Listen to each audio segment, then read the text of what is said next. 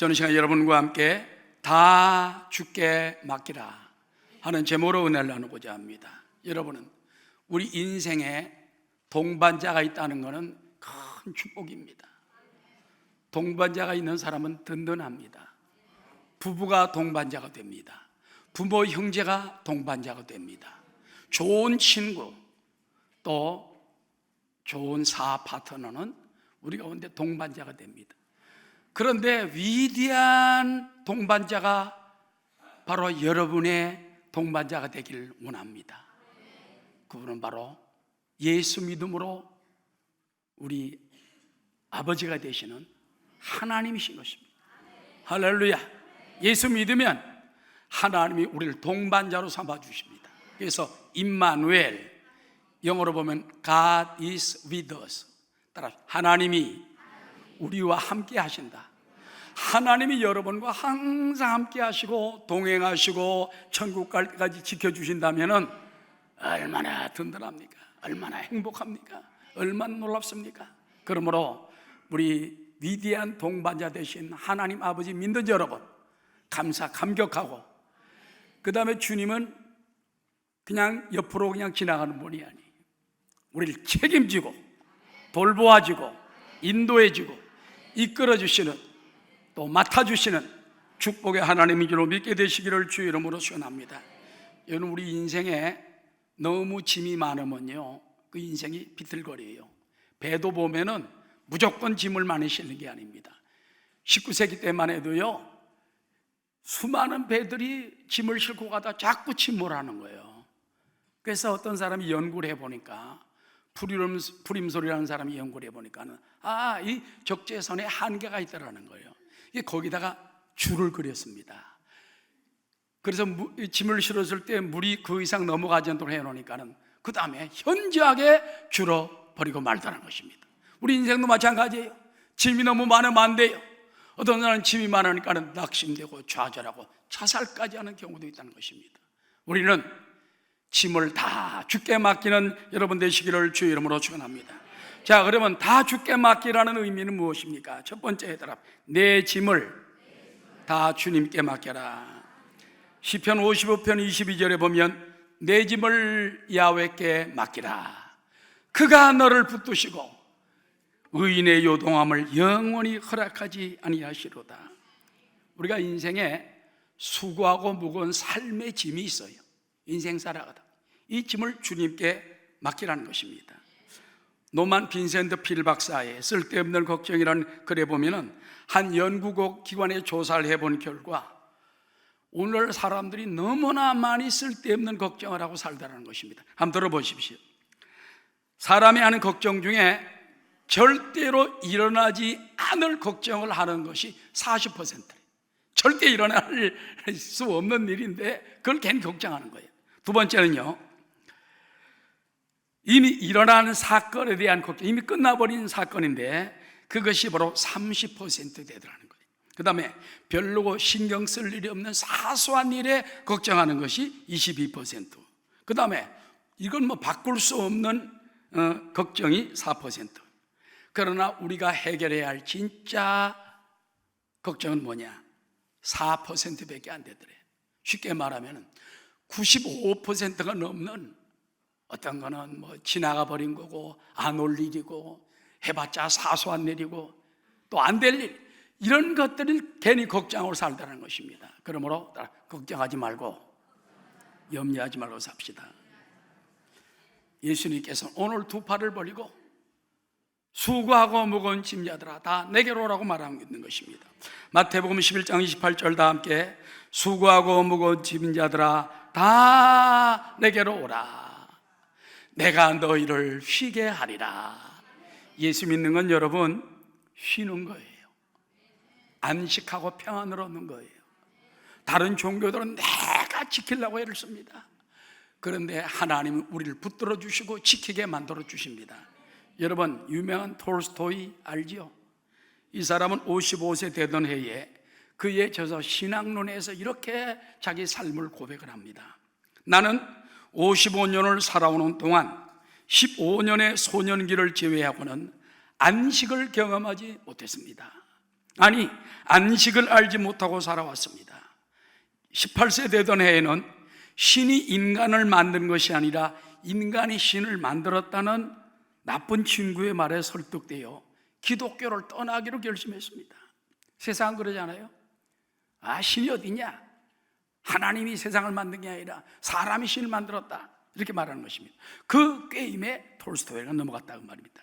그리고 종교를 포기하는 것이 진정한 자유를 얻는 길이라고 착각했기 때문입니다. 그러나 내 나이 55세, 이제 나는 내가 버린 어머님의 품과 같은 신앙의 품으로 다시 돌아왔습니다. 종교로 돌아온 것이 아닙니다. 예수 그리스도에게 돌아왔습니다. 예수님에게 돌아왔다는 말입니다. 그럴 때 비로소 예수 안에서 참된 안식과 평안을 찾았습니다. 여러분, 우리 인생이요, 주님께 돌아와야 돼요. 아버지께 돌아와야 돼요. 집을 나갔던 탕자가 고생하다가 아버지 집에 돌아가는 건 다 해결되고 평안을 얻고 새로운 인생이 시작되는 것처럼 우리 인생들은 다 하나님 모양과 형상대로 지음받은 피조물들이기 때문에 하나님 아버지께 돌아올 때 참된 평안과 안식과 축복과 기쁨이 넘치고 염려 근심이 다 사라져버리게 되는 것입니다. 할렐루야. 그리고 따라 죄와 율법의 짐을 다 맡깁시다. 인간은 태어날 때부터 원죄를 가지고, 죄성을 가지고 태어납니다. DNA가요 원죄예요. 오리지널 죄예요. 사람이 죄성이 아무리 착하게 살아도 쉽게 없어지질 않습니다. 하나님 그걸 뭐라고 비유했습니까? 표범이 죽기 전에는 그 얼룩 껍질이 변하지 않는 것처럼 우리 인생도 마찬가지다. 죽기 전에는 원죄가 안 죽어요. 죄덩어리가 안 죽어요. 죄성도 안 죽었어요. 안 죽습니다. 아무리 사람이 의롭게 살려고 애를 써도 타락한 인생은 악한 마귀의 조종에서 벗어날 수 없고 결국 죄값을 받아야 되는 것입니다. 여러분, 많은 사람들은 율법을 지키면 구원받지 않냐? 여러분, 구약 율법 지켜서 구원받은 사람 없습니다. 모세도 온전히 지키지 못했어요. 율법은 내가 지키는 게 아니라 주님이 지켜줘야 되는 것입니다. 결국 의인은 없나니 하나도 없다고 말했고 죄를 간직한 채 죽는 사람은 누구나 심판받고 영원한 지옥 형벌에 떨어질 수밖에 없는 것입니다. 따라 이것이 인생 최대의 짐입니다. 생활에 고통하는 건 아무것도 아니에요. 죄짐에 잔뜩 지고 살아가는 사람, 죄가 없어지질 않아. 죽기 전에 사라지지 않아. 몸부림치고 율법을 지켜보고 수양을 해보고 도덕을 해봐도 안 돼요. 그런데 예수님 앞에 가면은 떨어지게 되는 것입니다. 철로역정이라는 책이 있지 않습니까? 순례자가 천성을 향하여 출발할 때에 전도자의 말을 듣고 출발할 때 어깨에 무거운 짐이 메어집니다. 이게 떨어지질 않아요. 아무래도 언제 떨어지느냐? 전도자가 저기 언덕에 있는 십자가를 끌면서 저까지 똑바로 나아가시오. 그는 십자가 밑으로 끝까지 나갑니다. 십자가 밑에서 딱 다다라자마자 어깨에 있었던 무거운 짐이 덜컹 떨어지더니 저 밑으로 나가 떨어져 버리고 말았어요. 그 다음에 아주 자유로운 몸이 되었습니다. 따라 십자가 앞에 올 때 우리 죄짐이 떨어집니다. 죄짐을 지고서 고나거든 주께로 나와라. 십자가에서 예수님께서 왜 어떻게 우리 죄를 담당해 주셨습니까? 나의 죄를 예수님이 다 걸머지셨어요. 할렐루야. 내가 지켜야 할 율법도 주님이 다 이루셨어요. 십자가에 피 흘리고 못 박혀 돌아가실 때 다 이루었다. 그때 우리 죄짐이 사라진 거예요. 율법도 다 지켜버린 거예요. 그러면 내가 지켜야 할 율법을 주님이 지켜주셨고 내가 지을 일생의 죄까지 다 사해 주셨기 때문에 거룩한 자가 되고 의인이 되고 이제 은혜의 사람이 되는 것입니다. 그래서 갈라디아서 1장 2장 16절에 보니까는 사람이 의롭게 되는 것은 율법의 행위로 말미암음이 아니요 따라 오직 예수 그리스도를 믿음으로 말미암는 줄 알므로 우리도 그리스도 예수를 믿나니. 여러분이 예수를 왜 믿느냐? 율법의 행위로 이 죄짐이 없어지지 않는다. 의롭게 되지 않는다. 예수를 믿을 때 그 은혜로 십자가의 보혈의 공로와 주님의 은총으로 우린 의인이 되고 거룩하게 된다는 것입니다. 우리도 그리스도 예수를 믿나니 이는 우리가 율법의 행위로서가 아니고 그리스도를 믿음으로써 의롭다함을 얻으려 함이라. 따라 율법의 행위로서는 의롭다함을 얻을 육체가 없느니라. 그러므로 우리 수고와 어묵은 죄짐과 모든 짐을 주님께 다 맡기시기 바랍니다. 십자가 앞에 나와서 내놓으세요. 주님께 맡기세요. 그럴 때 여러분은 의롭게 되고 거룩하게 되고 또 하나님 기뻐하는 자녀가 되는 것입니다. 그 다음에 따라 질병과 가난과 저주의 무거운 짐도 맡기십니다. 예수님께서 십자가에 고난당하는 것은 우리의 질고를 주고 우리의 슬픔을 당하고 내 대신 다 고초를 당한 것입니다. 이사야 53장 4절 다 함께 시작. 그는 실로 우리의 질고를 주고 우리의 슬픔을 당하였거늘 우리는 생각하기를 그런 징벌을 받아 하나님께 맞으며 고난을 당한다 하였노라. 그가 찔림은 우리의 허물 때문이요 그가 상함은 우리의 죄악 때문이라. 그가 징계를 받음으로 우리는 평화를 누리고 그가 채찍에 맞음으로 우리는 나음을 받았도다. 예수님이 찔릴 때 내 허물 때문에, 예수님이 상할 때 내 죄악 때문에, 예수님이 징계를 받을 때 내가 평화를 누리고 그가 채찍에 맞을 때 우리가 병에서 고침을 받았다는 것입니다. 할렐루야. 이래서 예수 안에 들어오면요, 어떤 사람은 무슨 만사행통이 되느냐, 내가 볼 때 진짜 만사행통이야. 믿으시기 바랍니다. 예수님 제대로 믿어보세요. 무슨 일을 만났지 만사행통하고 주님께서 모든 걸 짊어지셨기 때문에 우리는 그것을 믿을 수가 있다는 것입니다. 그뿐만 아니라 주님은 우리를 위해 저주까지 받으셨어요. 예수님이 가시면류관 쓰신 것은요, 그 저주의 표시인데 나 때문에 그 고통을 당한 것입니다. 갈라디아 3장 13절 시작. 그리스도께서 우리를 위하여 저주를 받은 바 되사 율법의 저주에서 우리를 속량하셨으니 기록된 바 나무에 달린 자마다 저주 아래 있는 자라 하였습니다. 이는 그리스도 예수 안에서 아브라함의 복이 이방인에게 미치게 하고 또 우리로 하여금 믿음으로 말미암아 성령의 약속을 받게 하려 함이라. 예수님이 갈릴리 해변에 다니실 때 수많은 사람들이 나왔습니다. 주님은 그들에게 손을 얹어 다 병을 치료해 주었어요. 마태복음 8장 16절에 보니까는 저물매 사람들이 귀신 들린 자를 많이 데리고 예수께 오거늘 예수께서 말씀으로 귀신들을 쫓아내시고 따라 병든 자들을 다 고치시니 이는 선지자 이사야를 통하여 하신 말씀에 우리의 연약한 것을 주님이 친히 담당하시고 따라 우리의 병을 짊어지셨도다 함을 이루려 하심이더라. 예수님은 우리의 병을 짊어지시고 연약함을 다 십자가에 걸머졌기 때문에 믿습니다. 질병도 맡기고 연약함도 맡기고 할렐루야. 우리의 수고하고 무거운 짐을 맡기는 여러분 되시기를 주의 이름으로 축원합니다. 엘리사 호프만 목사님이라는 분이 계십니다. 미국 펜실바니아에서 목회할 때 슬픔과 고통으로 괴로워하는 한 가정을 찾아가신 바가 있어요.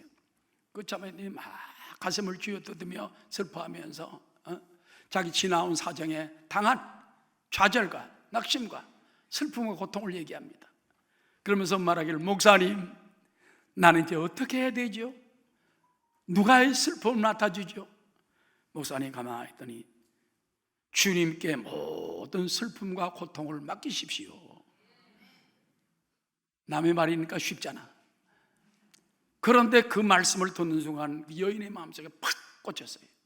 그렇다. 주님께 한번 맡겨보자. 지금까지 내가 괴로워하고 내가 슬퍼하고 내가 울고 그랬지만 이제 주님께 내 슬픔과 고통을 맡기자 하는 다음에 예 목사님 제가 이제부터 맡기겠습니다. 갑자기 얼굴이 밝아지더니 밖으로 나가서 막 차도 내오고 그냥 막 사람이 달라졌어요. 호프만 목사님이 집으로 돌아와서 가만히 생각하니까 야, 그 여인이 어떻게 말 한마디에 변화될 수 있을까? 그래 와서 이제 시를 씁니다. 내 모든 시험 무거운 짐을 주 예수 앞에 아뢰며 하면서 쓰고 나서 작곡을 했습니다. 그러니까 유명한 찬송가 337장인 것입니다. 내 모든 시험 무거운 짐을 주 예수 앞에 아뢰이며 근심에 쌓인 날 돌아보사 내 근심 모두 맡으시네. 무거운 짐을 나 홀로 지고 견디다 못해 쓰러질 때 불쌍히 여겨 구원의 주님 은혜의 주님 오직 예수. 주님께서 말씀하십니다. 내 무거운 짐을 다 내게 맡겨라. 내게 맡겨라. 네 슬픔도, 내 질병도, 내 고통도 모든 걸 주께 맡기라고 말하고 있는 것입니다. 두 번째, 내 염려를 다 주께 맡기라. 여러분, 염려라는 것이요 스쳐 지나가는 것이 아닙니다. 염려는 굉장히 해롭습니다. 염려 때문에 죽는 사람이 많다는 것입니다. 염려한다는 말은 헬라 말로 메림나오, 나누어진다. 즉 사람 마음이 나누어진다는 뜻이 있어요. 마음이 나누어지니까는 갈등 속에서 괴로워하는 거예요. 이래서 사람이 분열이 다가오게 되는 것입니다. 그래서 염려는 사람의 마음과 생각을 분열시키며 인격까지 분열시킨다는 것입니다. 미국의 정신보건연구원장을 지낸 마이코만 박사는 이런 말을 했습니다. 현대병은 근심과 염려가 병의 근원이 된다, 원인이 된다. 현재 미국 환자 중 절반은 정신적인 염려, 근심에 의한 병이라고 미국 보건원장이 바로 그와 같이 말했습니다. 또한 염려는 전쟁보다 더 무서운 살인마라는 것입니다. 세계 2차 대전 때 미국 군인들이요 35만 명이 죽었습니다. 어마어마하죠. 그런데 같은 기간에 염려, 근심으로 죽은 사람은 3배가 더 많아. 100만 명이 넘는 사람이 염려, 근심하다가 죽었다는 것입니다. 오늘 여러분, 전쟁의 그 무시무시한 전쟁 가운데 막 하루에 수천 명, 수만 명이 죽는 그것보다도 더 무서운 것은 염려예요. 그렇다. 염려를 던져버립시다. 염려를 어떻게 우리가 던져버릴 수 있습니까?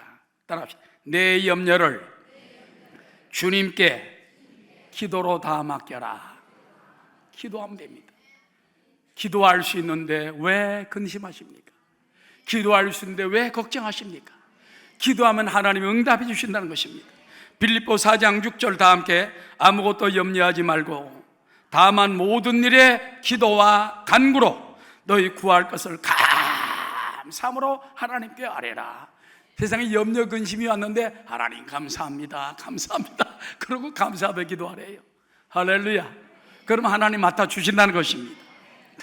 염려하지 말라는 말이 성경에 550번 실려 있고 두려워하지 말고 염려하지 말라는 말은 366번이나 있대요. 어떤 분이 찾아보니까. 그러니까 1년 내내 두려워 말고 걱정 안 해도 하나님이 맡아주신다는 겁니다. 여러분, 역사상 세계 정치인 가운데 가장 위대한 정치가 누구냐? 세계 모든 청소년들, 수많은 사람들이 미국의 16대 대통령 에이브라함 링컨입니다. 근데 그분은요 공부도 얼마 못했어요. 9개월밖에 못했어요. 그는 군인도 아니요 전쟁 경험이 전혀 없는 그 사람이 남북전쟁 당시 북군의 총사령관을 맡았습니다. 이 노예 때문에 일어난 그 노예 해방시키기 위한 전쟁입니다. 그런데 링컨은 전세가 불리할 때마다 사령관 장막 속에 들어가서 깃발을 밖에다 흰 백기를 걸어놓고 그럼 그때 못 들어와요. 거기서 2시간씩 기도합니다. 주여, 이런 어려움이 있습니다. 전세가 불리합니다. 걱정, 근심이 있습니다. 하나님의 뜻대로 노예를 해방시키려 하는데 하나님이 이것을 하나님 해결해 주십시오. 할렐루야. 기도하고 나면 해결되고 기도하고 나면 문제가 사라져버리고 염려, 근심이 사라지고 말다라는 것입니다. 그는 나중에 이렇게 말했습니다. 나는 어려울 때마다 무릎 꿇고 기도한다. 그러면 신기하게도 내가 알지 못했던 지혜가 떠올라 해결이 되더라는 것입니다. 할렐루야. 저는 우리나라 대통령께서도 에브라함 링컨처럼 기도했으면 좋겠어요. 여러분, 나라가 어려움 당할 때 총책임자가 누굽니까? 대통령입니다. 책임지라고 대통령을 뽑아놨어요. 대통령은 한쪽에 치우치면 안 돼요. 양쪽 손을 벌려서 대한민국을 껴안아야 돼요. 다른 나라도 중요하지만, 북한도 중요하지만 더 중요한 사람은 여기에요. 여기 껴안아야 돼요. 진보도 껴안아야 되고, 보수도 껴안아야 되고, 자기를 반대하는 사람도 껴안아야 돼요. 목사님이 만약에 교회에 있으면서 자기 싫어하는 사람을 갖다가 나가라고 하면은 그거는 참 목사가 아닙니다. 그런 사람을 더 축복해서 더 은혜 받도록 해야지. 할렐루야. 요즘 보니까요, 조국 씨라는 분 법무장관 임명을 놓고 국론이 완전히 찬반 노릇분열이 돼가지고 반대 집회를 하고 찬성 집회를 하고 수백만 명이 넘는 시민들이 뛰어나오고 교수와 학생들도 거리로 나서고 매일 밤 청와대 앞에서 철야 농성기도를 사람들이 하고. 왜 그렇습니까? 대한민국이 잘못하면 무너질 것 같으니까. 대한민국이 혹시 공산화될까봐, 대한민국이 파탄될까봐 백성들이 염려해서 그러는 거예요. 그래서 내가 볼 때는 위정자들이 회개하고 무릎 꿇고 하나님께 아브라함 링컨의 절반 같은 마음만 가지고도 기도하면은 하나님이 신기하게 길을 열어주시고, 어떤 사람 막 물러가라 그러지 않습니까? 안 물러가려면 기도로 이겨야 돼. 기도로 이겨야 돼. 할렐루야. 인간적인 방법이 아니라 사람의 말에 끌려가지 말고, 인본주의에 끌려가지 말고, 우리 하나님께 인도함을 받는 이 나라 위정자들 되시기를 주의 이름으로 축원합니다. 그 다음에 따라 현재와 미래의 모든 염려까지도 주님 앞에 맡깁시다. 많은 사람들은 현재 살아가잖아요. 미래까지 있잖아요. 근데 우리가 주님의 인도하심을 받으면은 참 평탄해요. 제가 성령님의 인도하심이란 책을 냈잖아요. 많은 분들이 읽고 나서 전화를 주십니다. 어떤 때는 미국에서도 주시고 또 지방에서 주시고 또 우리 성도님도 주시고 그러면서 목사님 너무 은혜 받았습니다. 아유, 나 고생한 것밖에 없는데요. 아니, 성령님이 그렇게 인도해 주신 걸 볼 때 많은 걸 깨달았습니다. 할렐루야. 주님께 맡기면 돼요. 어제 토요일 모 교구에 이제 아기가 출산한 지가 70 며칠 되고, 그래서 이제 우리 교회 나오신 지 얼마 안 되지만은 축복 신방을 갔습니다.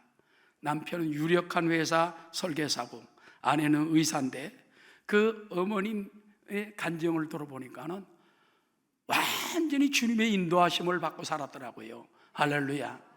눈이 아파서 잘 안 보이고 괴로울 때 어떻게 조영기 목사님의 그 기도를 받고 나서 직접 받은 건 아니고 아마 예배 때 받은 것 같습니다. 근데 그 깨끗이 나버리고 말았다는 거예요. 그때부터 어려운 문제가 있으면 하나님께 기도하고 오살레 기도원에 가서 기도하고, 자녀를 낳을 때도 아들 낳기 위해서 서원 기도를 하니까는 아까 말한 우리 교회 나오는 그 집사님 그분이 아들이 된 거예요. 할렐루야. 그래서 매사에 성령님이 인도함을 받고 따라가니까 걱정할 필요가 없다는 거예요. 온 가지. 그 다음에 그 권사님께서 자기 시어머님 되시는 할머님도 불교 유교인데 그냥 전도해가지고 예수 믿게 해가지고 지금 얼마나 기도를 많이 하는지, 또 성령님 인도를 받고 온 가족이 성령 인도를 받으니까 걱정할 필요가 없다. 여러분도 그와 같이 현재와 미래의 모든 염려까지도 맡기게 되시기를 주의 이름으로 축원합니다. 노벨 의학상을 받은 카렌 박사는 이런 말을 했습니다. 염려와 싸우는 방법을 모르는 사람은 일찍 죽는다. 염려와 싸워야 돼. 자, 어떻게 싸우느냐? 스위스의 정신과 의사인 폴 튜리오 박사는 염려를 물리치는 방법 7가지를 이렇게 제시합니다. 첫째, 따라 주님께 영광 돌리는 것을 삶의 목적으로 하고 살자. 하나님이 영광으로 살겠다고 해놓으면 염려가 싹 사라진다는 거예요. 두 번째, 성경 말씀을 날마다 묵상하고 말씀을 적용하며 살도록 하자. 그냥 말씀 늘 읽으면서 아멘 믿습니다. 염려가 사라지는 거예요. 셋째, 마음의 쓴물을 없애야 한다. 알죠? 원한과 유감과 불평, 불만 자꾸 퍼올리면요, 내 몸이 쓴 물로 그냥 가득 차면 병이 들어가는 거예요. 영육간에 병이 드는 거예요. 자꾸 쓴물을 뽑아내야 돼. 마라의 쓴물이 변하여 십자가를 던져놓으니까 단물이 된 것처럼 예수 십자가의 은혜를 받아내면 쓴물이 변하여 단물이 된다는 것입니다. 그 다음 넷째, 가족이나 친한 친구들과 좀 더 친밀하게 살도록 힘쓰며, 다섯째는 믿는 친구들, 부부와 정기적으로 만나며, 여섯째, 일상적인 작은 일에 충실하면서 만족하는 자세를 가지며, 일곱째, 일주일에 한 번만이라도 다른 사람에게 선을 베푸는 삶을 살아라. 그러면 염려, 의심이 다 사라져 버린다는 것입니다. 그 다음에 따라 나의 멍에를 주님께서 함께 지시면 쉬워집니다. 자, 오늘 마태복음 11장 29절에 보니까 예수님께서 너희는 나의 멍에를 메고 내게 배우라. 이것은 쉽고 가볍다고 말씀해 주십니다. 마태복음 11장 29절 다 함께, 나는 마음이 온유하고 겸손하니 나의 멍에를 메고 내게 배우라. 그리하면 너희 마음이 쉼을 얻으리니 이는 내 멍에는 쉽고 내 짐은 가벼움이라 하시니라. 여러분, 이 팔레스타인 지방에서 소들이 멍에를 메고 밭을 갈 때에 그 엄마 멍에 밑에 이제 새끼 소를 데리고 온답니다. 같이 묶어놔요. 그런데 실제적으로 멍에는 그 어깨에 얹질 않아요. 줄로만 묶어놔. 그러니까는 이 새끼 소는 엄마 따라가면은 그 밭을 가는데 땀을 누가 흘리냐? 엄마 소 흘려.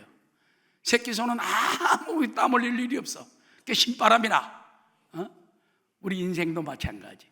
주님이 짐을 져주시고 동행해 주시고 다 피 흘려 갚아주시고 우리는 은혜 속에 주님과 따라가면 되는 것입니다. 할렐루야. 이러므로 주님의 멍에는 쉽고 가볍다. 주님과 함께 십자가를 지고 나가는 여러분 되시기를 주의 이름으로 축원합니다. 염려다 맡기라. 주가 돌보시니 주는 평화, 우리의 평화. 염려다 맡기라. 주가 돌보시리. 주는 평화, 우리의 평화. 마지막 큰 세 번째입니다. 따라, 내 행사를 다 주께 맡겨라. 우리의 하는 일, 우리의 행사, 이걸 다 주께 맡기라는 것입니다. 따라, 나의 하려는 일을 주께 맡기면 이루어 주십니다. 잠언 16장 3절에 보면은 다 함께, 너희 행사를 야훼께 맡기라. 그리하면 내가 경영하는 것이 이루어지리라. 여러분의 행사도 계획과 큰 플랜과 이런 것도 내가 하려고 하지 말고, 또 어느 대학을 갈까, 결혼 어떻게 해야 될까, 무슨 사업을 할까, 이것도 행사를 주님께 맡기고 주님이 인도하는 대로 따라가면 된다는 것입니다. 예수님께서도 겟세마네 동산에서 마지막 기도할 때 아버지여 나의 원대로 마옵시고 아버지의 원대로 되기를 원하나이다. 이마에서 떨어진 땀방울이 핏방울이 되어 던질 때 그는 바로 주님께 맡길 때 십자가를 지는 길을 택하게 된 줄로 믿습니다. 여러분, 우리 믿는 성도에게는요 비밀 병기가 있습니다. 비밀 병기. 1967년도 이스라엘과 아랍 연합군의 6.1 전쟁이라는 유명한 전쟁이 벌어졌습니다. 전쟁이 6일밖에 벌어졌어요. 이 전쟁은 소련이 이집트를 대통령을 자극을 해가지고 아랍군이 연합해서 이스라엘을 치게 만든 겁니다. 당시 이집트 대통령이 나세르라는 대통령인데 그 사람 뭐라고 그러는지 압니까? 이번 기회에 이스라엘을 지구상에서 지워버리겠다. 그러고 나왔어요. 이스라엘을 지구상에서 지워버리겠다. 그래가지고 요르단 등 4개국이 연합을 해가지고서는 이제 이스라엘 치려고 하는데, 여러분, 이스라엘 뭐라고 합니까? 우리에게는 비밀 병기가 있다. 이게 뭔지 알 수가 있어야지. 비밀 병기를 찾으려고 애를 썼는데 글쎄요 뭐 특별한 게 없다. 그런데 여러분, 나중에 알고 보니까 비밀 병기가 누구냐? 하나님이라는 겁니다. 성경에 보니까 하나님은 앞세우고 나가니까 적군이 도망가고, 하나님 앞세우고 나가니까 전달밥 도망가버리고, 하나님 앞세우고 나가는 찬송만 부르고 나가는데도 저들은 다 도망가고 저희끼리 싸워가지고 죽고. 하나님이 비밀병기다. 나중에 전쟁이 끝난 후에 6일 만에 그만 다 이겨버리고 말았어요. 여러분, 실력으로는 도저히 안 됩니다. 그런데 여기에 보니까는 굉장한 일들이 있어요. 6일 전쟁 중에 미스터리가 나중에 밝혀졌습니다. 전쟁 첫날 새벽에 이스라엘 공군이 이집트 비행장을 기습할 때 이집트의 레이더망을 피하기 위해서 이제 지중해로 우회했습니다. 그 저공 비행을 했는데 이집트 공군이 막강한데 그걸 발견 못한 거예요. 그래가지고 비행장이 다 뚫어 부셔가지고 338대의 전투기가 박살이 나버리고 만 거예요. 그래서 전쟁을 할 수가 있습니까? 두 번째는요, 어떤 때 이제 병사 한 사람이, 그 이스라엘 병사 한 사람이 1000명이 넘는 포로를 데리고 왔더래요. 깜짝 놀랐습니다. 세계 전사에 없는 얘기예요. 아니, 어떻게 데려왔냐? 그래서 자기가 이제 친구들 잊어먹어가지고, 군대를 잊어먹어가지고 방어하는데 저기 있던 1000명이 넘는 이집트인들이 총을 버리고 딱 항복을 하더랍니다. 그래서 왜 항복했냐? 저 사람 뒤에 보니까 수천의 천사들이 총을 딱 겨누고 있는데 너무 무서워가지고 다 총을 내버리고 항복했다는 거예요. 그래서 따라와. 그 사람 딱 데리고 와가지고 포로로 삼았다는 거예요. 깜짝 놀라는, 이 미스터리입니다. 미스터리. 그뿐만 아닙니다. 이집트 군대가 시나이 반도에서 이스라엘 국경으로 접견했을 때 하늘에 거대한 소리 나타난단 말입니다. 다 도망쳐버렸어요. 또 동예루살렘 탈환할 때 6월 5일부터 이틀 동안 동예루살렘 올드시티에서 요르단군과 맹렬한 전투가 벌어집니다. 그런데 이상하게 요르단군의 총소리가 딱 그쳐버린 거예요. 가보니까 깜짝 놀랐어요. 군수품 다 내버리고 다 도망가 버렸어요. 밤중에 이상한 소리를 들은 거예요. 여러분, 열왕기야 7장에 보니까는요, 사마리아 성이 굶어 죽게 될 때 그 문둥병 환자, 나병 환자 4명이 그 아람 군대로 가잖아요. 그들이 군대 소리를 듣고 군수분 내버리고 다 도망갔어요. 가서 밥 먹고 떡 먹고 뭐 가져오고 막 이래가지고 상품을 가져오고 돈까지 꾸려오고, 나중에 그날로 사람들이 다 나가서 가져왔잖아. 그때 그걸 갖다 송축의 골짜기, 브라가 골짜기라고 말합니다. 할렐루야. 우리 하나님이 살아계십니다. 역사하십니다. 이와 같이 요르단 군도 다 내버려 도망가서 총 한 방 쏘지 않고 통곡의 벽과 성전산에 도착해가지고 동서로 당시 분단되었던 예루살렘이 하나 되고 통일되는 역사가 일어났다는 것입니다. 여러분, 이외에도 미스터리가 많지만은 하나님을 비밀병기로 삼던 사람은 기적이 일어납니다. 여러분도 하나님을 비밀병기로 삼으십시오. 따라합시다. 예수님, 하나님이 나의 비밀병기입니다. 여러분이 비밀병기로 삼고 세상에 나가 살 때에 하나님과 함께 하면 돼요. 모든 행사를 주님께 맡기게 되시기 바랍니다. 따라합시다. 나의 갈 길도 야훼께 맡기면 다 책임져 주십니다. 시편 37편 우리 5절 다 함께 읽겠습니다. 내 길을 야훼께 맡기라. 그를 의지하면 그가 이루시고 내 의를 빛같이 나타내시며 내 공의를 정오의 빛같이 하시려다. 내 길을 야훼께 맡겨라. 그를 의지하면 그가 다 이루어 주신다. 우리 여러분, 민족의 앞길을 맡깁시다. 여러분, 자녀의 앞길을 맡깁시다. 하나님께 내 미래와 또 갈 길 행사를 다 맡겨오니 맡아 주관하여 주옵소서. 유명한 찰스 스펄전은 그에 져서 예수가 주는 평안에서 이렇게 고백합니다. 그리스도인이 지닌 평안은 세상의 왕들이나 용사들이 지닌 그 무엇과도 비교할 수 없다. 따라 세상을 다 주어도 이 평안을 살 수 없기 때문이다. 돈으로 살 수 없는 평안이 예수 믿고 하나님 믿으면 우리 가운데 임합니다. 그래서 주님은 늘 우리에게 말합니다. 은혜와 평강이 너에게 있을지어다. 예수 그리스도로 말미암아 아버지께로부터 너에게 평안과 은혜가 있을지어다. 늘 주님의 평강을 지니고 살아가는 여러분 되시기 바라며 결론적으로 말씀을 마칩니다. 여러분, 우리는 다 주께 맡기면 됩니다. 따라합시다. 우리의 짐을 다 맡깁시다. 기도로 맡기고 믿음으로 맡기고 죄짐도 십자가에서 맡기고 다 책임지신 주님 앞에 맡기면 돼요. 십자가 앞에 돌아와서 맡기고 예수하면서 오늘 예수님을 고백하고 내가 이제부터 믿겠나이다. 십자가를 믿겠나이다. 십자가가 나를 다 책임져 주심을 믿습니다. 우리 염려도 이제는 믿음으로 맡기시기 바랍니다. 염려 다 맡기라. 주가 너를 돌보주신다. 그리고 우리 행사와 갈 길도 맡기고 나가는 저와 여러분 다 되시기를 주의 이름으로 축원합니다.